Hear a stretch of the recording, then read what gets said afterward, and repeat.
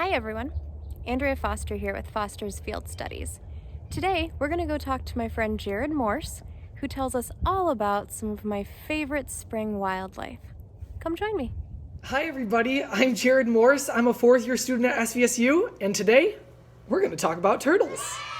So to get started, I want to introduce you to my two friends. This here is Denny, he's a 15-year-old red-eared slider, and this is Barbara, and she's a 2-year-old red-eared slider. And these two are kind of our ambassadors at SVSU. And so it's important to recognize that as it's starting to warm up in springtime, that turtles are starting to move a lot more. Not only are they moving in the lakes and the ponds and the streams, but they're also starting to move across the roads. And they do this for a couple of different reasons. Males like Denny are starting to move across the roads to look for potential mates like Barbara. But females like Barbara are starting to move across the roads to, one, find mates like Denny, but also to find places to lay her eggs. And so that's where you and I come into play.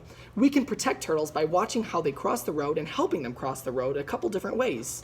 The easiest way to help them cross the road, oh, hi Denny, is to simply hop out of your car, pick them up, and move them across the road. But you have to be careful because there are snapping turtles that live in Michigan, so they can possibly bite your finger off. So you want to be careful when you grab the snapping turtle to help them cross the road. But the most important thing to remember when you're helping turtles cross the road is to help them cross the correct way. So if they're both facing this way when they're trying to cross the road, make sure that you set them about 6 or 7 feet off the road in the direction that they were traveling. You don't want to turn them the other way because then they're just want to cross again, and then that's potentially dangerous for them to try to cross the road again.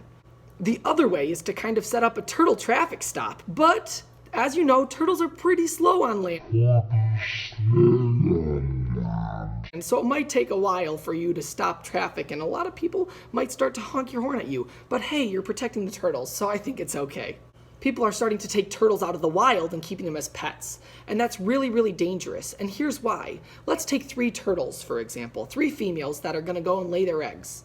So the first female, she goes across the road and she lays her eggs. 2 days later, a raccoon comes and eats all of the eggs. So all 10 of the eggs she laid are now not going to hatch, and so we lose 10 babies right there.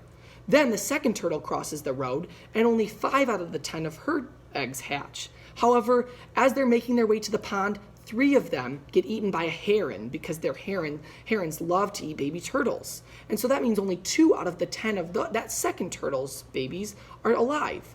Now the third turtle, let's say she's crossing the road and somebody sees her and they stop and they pick her up and they take her home to make her a pet.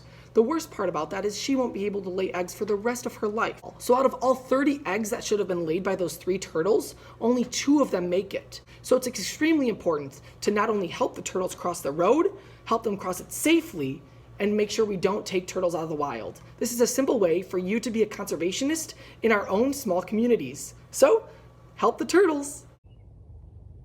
Thank you, Jarod. That was great information from one of my favorite sources. Thanks for joining us for Foster's Field Study, folks, and have a great day.